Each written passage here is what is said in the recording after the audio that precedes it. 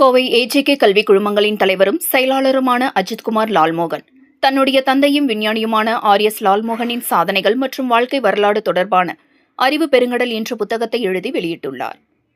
Kovai AJK கல்வி குழுமங்களின் தலைவரும் செயலாளருமான அஜித்குமார் லால்மோகன் தன்னுடைய தந்தையும் விஞ்ஞானியுமான ஆர்.எஸ். லால்மோகனின் சாதனைகள் மற்றும் வாழ்க்கை வரலாறு தொடர்பான அறிவு பெருங்கடல் என்ற புத்தகத்தை எழுதி உள்ளார்.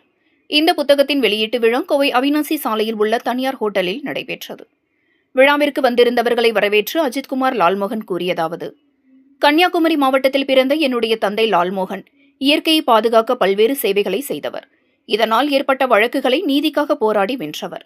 அவரது வாழ்க்கை சாதாரணமானது அல்ல. விஞ்ஞானியாகவும் மனித நேயம் மிக்கவராகவும் சேவையாற்றியவர். இந்த புத்தகத்தை எழுதி வெளியிடுவதில் பெருமை கொள்கிறேன். இவ்வாறு அவர் கூறினார். புத்தகத்தை நாகர்கோவில் சாமித்தோப்பு ஐயாவழி ஆன்மீக குரு பால பிரபஜாபதி அடிகளார் வெளியிட ஜிஆர்ஜி கல்வி குழும நிர்வாகி நந்தினி ரங்கசாமி பெற்றுக்கொண்டார்.